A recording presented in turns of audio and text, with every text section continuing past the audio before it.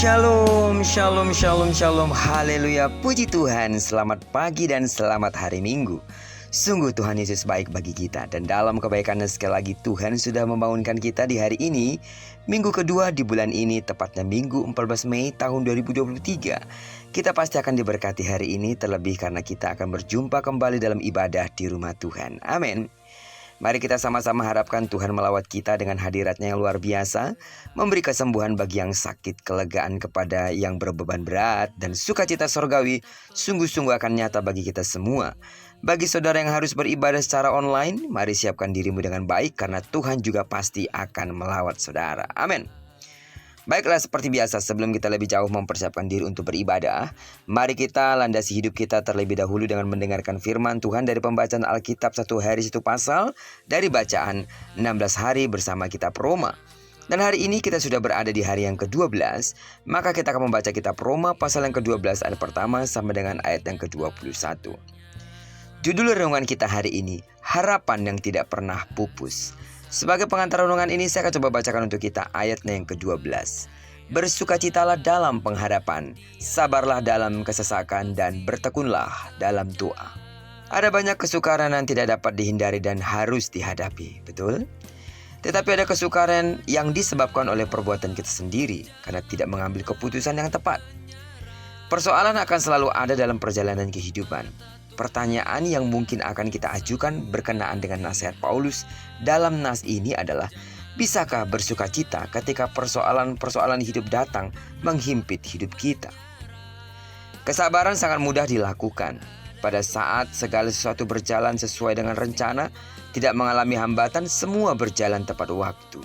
Sementara kita hidup dalam suatu masa serba canggih yang mempermudah segala sesuatu, mempercepat banyak hal. Namun di sisi lain juga sebuah masa yang penuh dengan ketidaksabaran, sehingga sangat sulit rasanya untuk menemukan sifat sabar saat seseorang sedang mengalami penderitaan, kesesakan, dan masalah. Tidak sedikit yang mengalami hal tersebut berkata, sampai kapan saya harus bersabar? Karena sabar itu ada batasnya, katanya. Kebanyakan orang ini melakukan segala sesuatu serba cepat, bahkan kadang-kadang tanpa dipertimbangkan, cenderung terburu-buru. Karena itu Paulus menasihatkan jemaat yang ada di Roma, sabarlah dalam kesesakan. Jika bersabar menghadapi kesesakan adalah suatu hal baik, maka apa manfaat yang akan kita terima dari mengambil sikap tersebut? Yang pasti, belajar sabar menerima keadaan, memberi ketenangan bagi tubuh dan pikiran, memberi kesempatan untuk menikmati proses kehidupan yang kita alami, bahkan belajar dari peristiwa tersebut untuk pendewasaan diri. Paulus memberi nasihat dan jalan keluar sederhana bagaimana manusia menghadapi persoalan. Persoalan adalah bagian yang tidak dapat terpisahkan dari perjalanan hidup. Maka sudah pasti, setiap masa dalam hidup ada saatnya mengalami kesusahan atau kesesakan. Marah-marah, tidak sabar, atau mengkambing hitamkan orang lain atas penderitaan yang kita alami tidak akan mengurangi masalah yang ada, justru akan menambahkan masalah baru.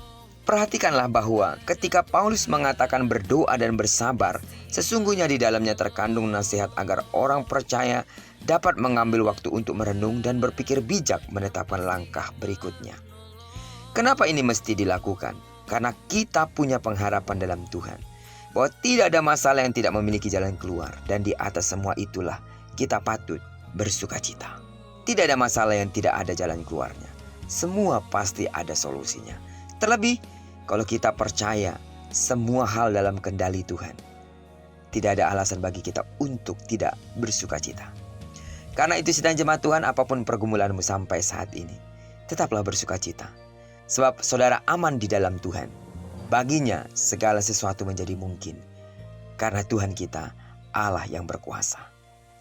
Apapun yang kau harapkan untuk Tuhan lakukan dalam hidupmu hari ini, doa-doa yang kita sudah panjatkan di hadapan Tuhan, jangan pernah berputus asa. Selalu ada harapan bagi setiap orang yang mengandalkan Tuhan. Ingat, Dia datang tidak pernah terlambat, pun tidak terlalu cepat. Tepat pada waktunya, Tuhan akan menolong kita sesuai dengan kasih karunia-Nya. Dan kalau hari ini kita akan merayakan kemenangan yang Tuhan sudah berikan, bahkan yang akan Tuhan berikan dalam hidup kita, mari datanglah ke rumah Tuhan dengan penuh sukacita. Bawalah persembahan terbaikmu kepada Tuhan dengan penyembahanmu. Waktu yang kita berikan kepada Tuhan kurang lebih 2 jam.